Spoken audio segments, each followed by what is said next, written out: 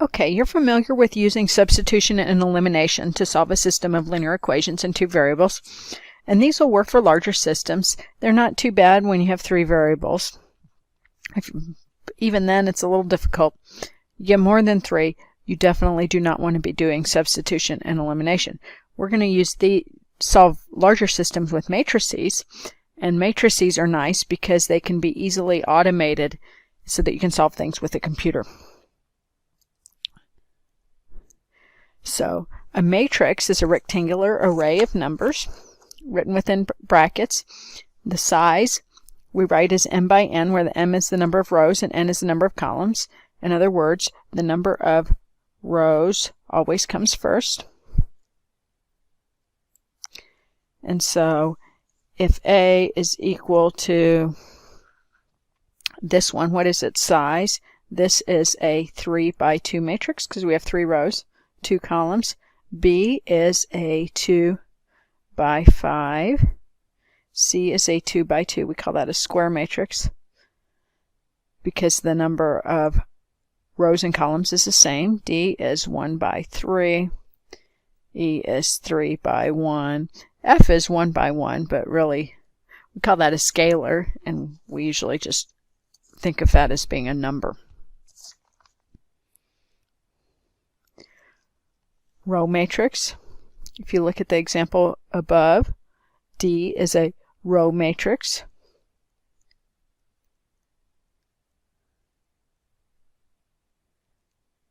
Okay. Column matrix would be this one, E, like this. Square matrix would be something like this. Okay.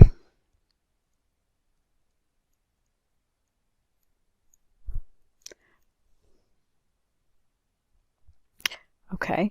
The position of the element is given by the row and the column in the matrix where the element is.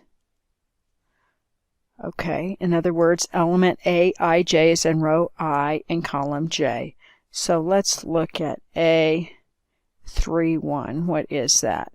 Okay, this is going to be in the third row and the first column. So A31 will be -1. What is A23? Okay, so second row.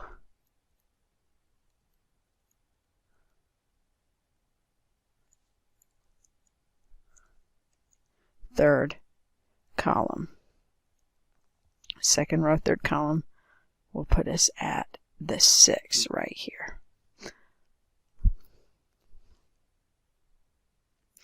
The principal diagonal is the collection of all the elements Aii.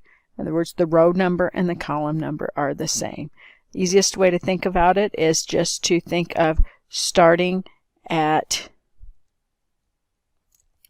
the upper left and going diagonally down as far as you can. That's our principal diagonal. If we had a square matrix, that would run corner to corner.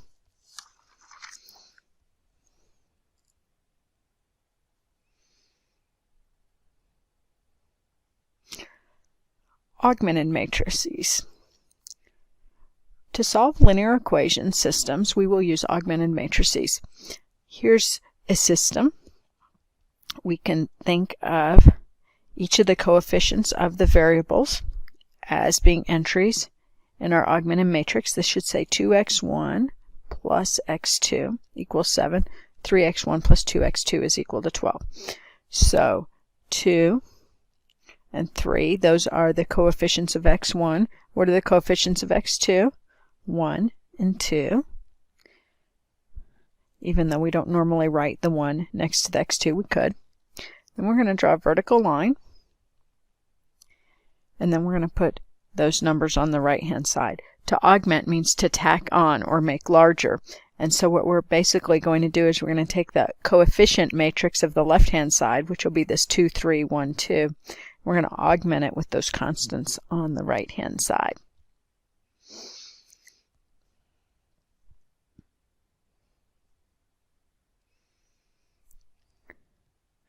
here's a system. 2x minus 3y plus z equals 9, negative x plus 8z, sorry, some of my symbols don't seem to be coming through properly, 4x minus 7y plus 6z is equal to 0. And we want to write the augmented matrix. So first make sure all your variables are in the same order, x, y, z, and if you want, you can even write them across the top as kind of a guide. So 2, negative 1, and 4 on my x's. What about my y's? Negative 3, 0 in the second column, because what's the coefficient of y? 0. We don't see a y term. And then negative 7. And then on the z's, we have 1, 8, and positive 6. Now what about my right-hand side? 9, negative 2, and 0. And if it's not already written in this form with the variables on the left, constants on the right, you want to rewrite it this way before you write down your augmented matrix. Let's give this system represented by this matrix, and you could use x, y, and z, or you could use x1, x2, and x3. It's up to you. Either way is fine, as long as you're consistent. Many times when we have 3 variables, often we'll use x, y, and z. When you start getting more than 3, it starts becoming easier to number them, x1, x2, x3, x4, and so on. So here I've got negative 8, x1 plus 0, x2, so I don't need to write that one, plus 7, x3 is equal to 1. I have 5, x1 plus 3, x2 minus 6, x3 equals 2. 0, x1 plus 2, x2 minus x3 equals negative 3. There's my system. Now, let's solve a system represented by this matrix. First of all, before we can solve the system, let's write the system. Let's use x, y, and z this time. So I've got x plus 4y plus 7z equals 1. Y minus 6z equals 2. Z equals negative 3. So you want to see what's easiest to do first. Notice here, see how I have zeros below the principal diagonal? That makes it nice because it's already solved for z. So now what I need to do is I need to substitute z equals minus 3 into, well, which equation should I use? I should use this one because this only has y and z, and so I'll be able to solve it easily. And so now I get y minus 6 times that negative 3 equals 2. And so my y is negative 16. And now I can substitute that z equals minus 3 and the y equals negative 16 that I just found into my first equation, which is x plus 4y plus 7z equals 1.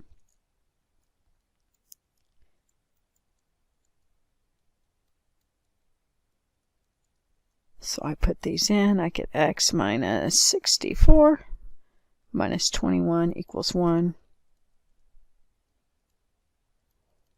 And so my x is 86. And here we could write it as an ordered triple, x, y, z. A lot of times when you start getting more than 2 variables, instead of doing an ordered triple or an ordered quadruple, we will just write x equals 86, y equals negative 16, and z equals negative 3, like this. We call this process that we just went through back substitution. We're taking one variable that came from the bottom row, the last equation, substituting it back into the previous equation, and then we're going to take all those, go back into the previous, and then we can keep going. We can have that when we have ones down the principal diagonal and zeros below it. which is a very particular form of a matrix and is useful. We call that row echelon form. And we can put other matrices into that very convenient form by doing what we call row operations that produce equivalent matrices. We say that two matrices, I've said augmented matrices, but really it's just any two matrices. I don't need to have the word augmented in there, although that's what we'll be using it for. They are called row equivalent if they correspond to equivalent linear systems. Those are systems that have the same solution set. And so we use that little tilde or wiggle symbol. And so there's going to be several row operations that produce new row equivalent matrices, and these are going to be equivalent to things that we could do to a system of equations. We can interchange rows. That corresponds to just rewriting your equations in a different order, which certainly doesn't change the solutions. We can multiply a row by a non-zero constant. That corresponds to multiplying both sides of one of our equations by that constant. Or we can take a constant multiple of one row and add it to another row. That's what we do during the elimination method when we multiply an equation by a number and then add it to another equation. And this is some shorthand notation that will help us keep track of what we're doing. Let's solve a matrix system using Gaussian elimination with back substitution. We're going to use those row operations to write the augmented matrix in row echelon form, and then we're going to use back substitution to solve it. So the first thing we need to do is we need to write our augmented matrix.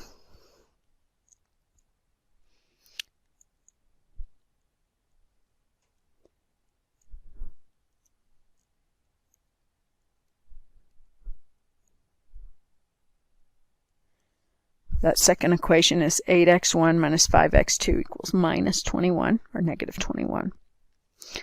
Okay. What we want to do is we want to get this into a 1.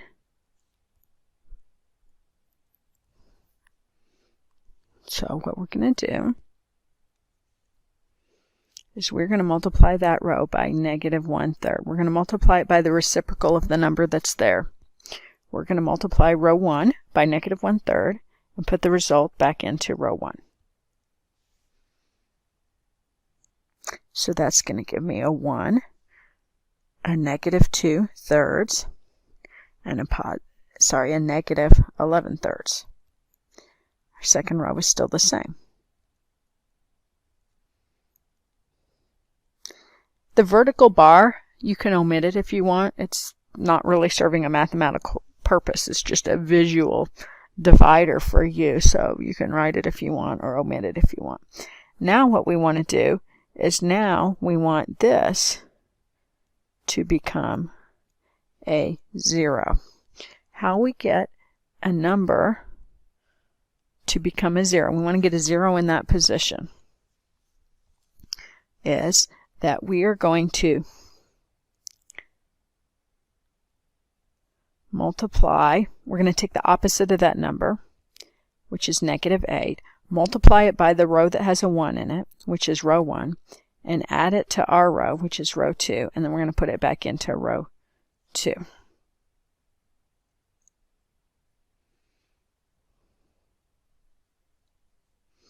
Okay, and I'm going to put my result down here because I'm out of space. Okay, so I'm going to leave the first row here.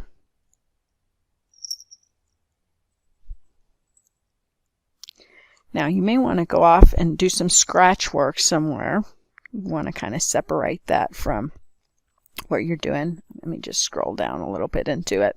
If I do negative 8 times row 1, what will that be? So I'm going to do negative 8 times my my 1, my negative 2/3, and my negative 11/3. Okay, what will that give me? That's going to give me negative 8. It's going to give me a positive 16/3 and a positive 88/3. Now I'm going to add this to row 2. which is 8, negative 5, negative 21. Okay, so notice when I add the negative 8 and the positive 8, I get 0. I have positive 16/3, and I have negative 5. So I need to write that negative 5 with a denominator of 3. So what will that be? Negative 15/3, right? So if I take 16/3 and I add negative 15/3, that'll give me a positive 1/3. I have 88/3. I need to add it to a negative 21. How do I write negative 21 as thirds? That's going to be negative 63/3. So now I do 88/3 minus 63/3. It gives me 25/3. So this is the row that I'm going to put back into row 2. So now I have 0, I have 1/3, and I have 25/3. Let me draw a line here. I'm just separating my scratch work from my solution. You'd probably want to do that on a separate piece of paper. Now, I want to make this into our 1. To turn it into a 1, we are going to multiply by its reciprocal. So, what's the reciprocal of 1/3? 3. We're multiplying row 2 by 3, and then we're putting it into row 2.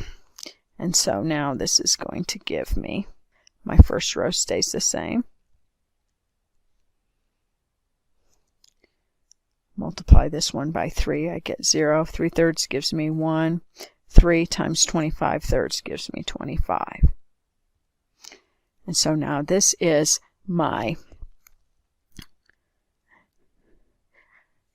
this is now in row echelon form. That's what we want.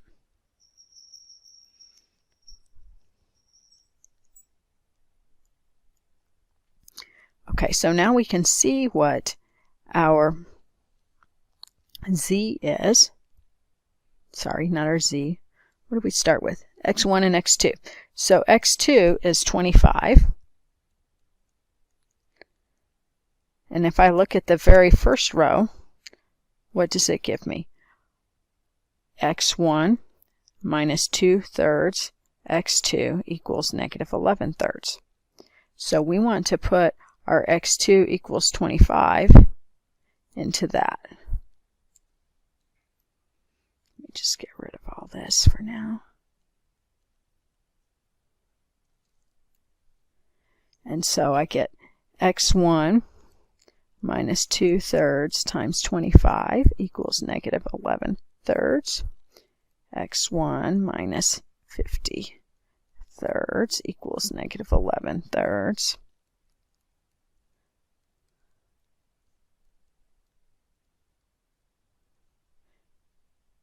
So 50 minus 11 would be 39/3,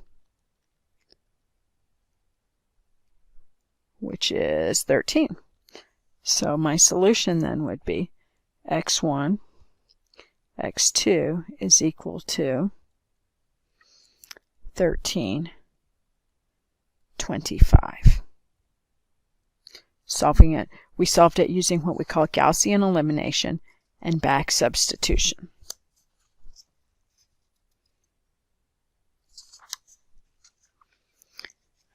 Now, sometimes we're going to get those special cases that we had before where we have infinitely many solutions or no solution. And here's the description of what will happen when you do that. Notice in this first situation, what will my second row give me? My second row will give me 0 equals c, which is false. So just as when we did substitution or elimination, if you get a false statement like that, that means you have that no solution inconsistent system, which happens when our lines are parallel. Okay, now in this second case, notice what happens from my second row. I get 0 equals 0, which is true. What does that tell me? That tells me I have a dependent system. Both of my equations represent the same line. So these basically work the same way as they did in substitution or elimination. Let's do an example. Let's solve this system using Gaussian elimination and back substitution. That's an equals 4 on that first equation. So we set up our augmented matrix. So we have -1, we have 3, we have 2, we have -6, we have 4, 8. The first thing that we want to do is to get a 1 in this position. So to do that, we are going to multiply that first row by -1 and put it into row 1. And so that's going to give me 1, -2, -4 for my first row.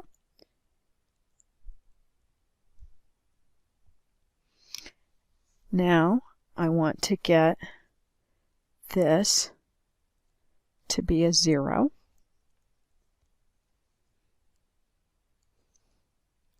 So we are going to take its opposite, which is -3, multiply by the row that has the 1 in it. So that'll be row 1.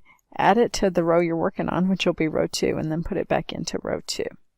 And that's going to give me an equivalent matrix. Notice I'm not using equal signs here. Matrices are only equal if all the elements are the same, which they're not.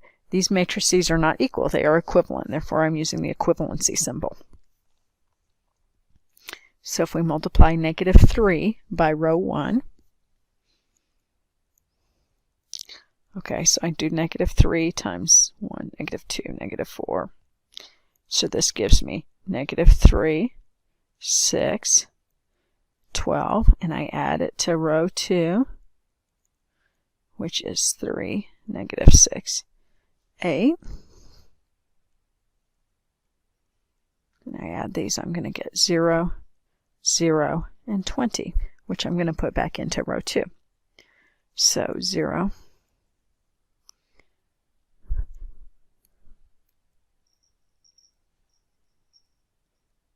20. First row is still 1, -2, -4. Now you could turn that 20 into a 1 by multiplying by its reciprocal, but I can tell already that I've got a problem, because in my row 2, what do I get? 0 equals 20, which is a false statement. And so that tells me there is no solution to this. What we have here is an inconsistent system.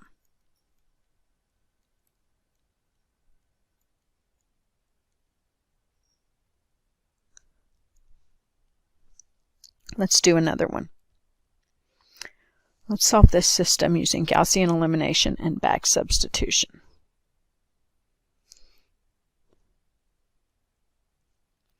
So we write our augmented matrix.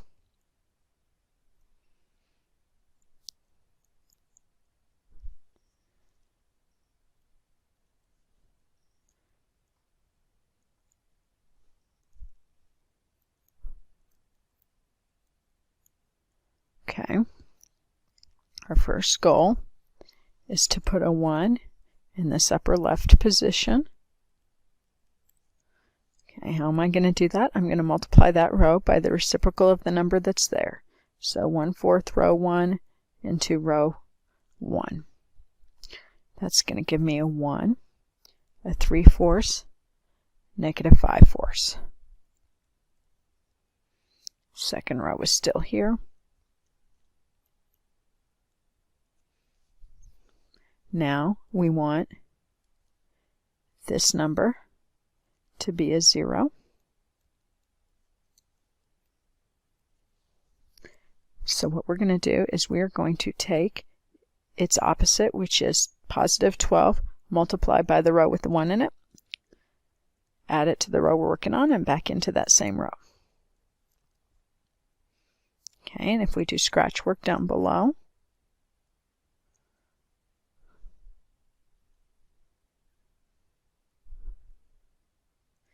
if I do 12 row 1,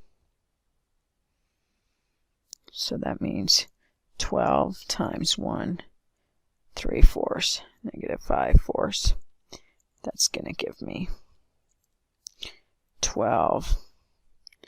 This is going to give me 36 fourths, which is 9. 12 times negative 5 fourths gives me negative 60 fourths, which is negative 15. Now I put my second row.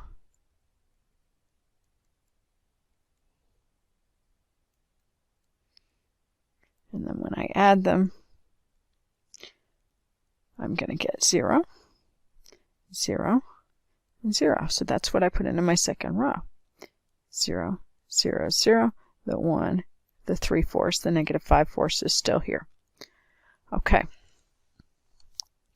So now my second row tells me that 0 equals 0. That tells me, since that's a true statement, that I have a dependent system.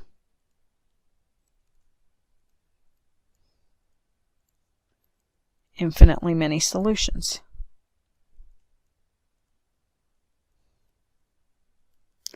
Okay, now I need to say what they are. So if you look at your first row, what does it tell me? It tells me x1 plus 3 fourths x2 is equal to negative 5 fourths. We want to solve this for one of the variables. Which one's easiest? X1, the only thing we have to do is subtract 3 fourths x2 from both sides and we'll be there. So x1 is equal to negative 3 fourths x2 minus 5 fourths, and then x2 will let equal any real number. And so that's our solution. Once again, stating that there are infinitely many solutions is not sufficient. We need to describe them. So we solve for one variable in terms of the other. And we let the second variable be any real number.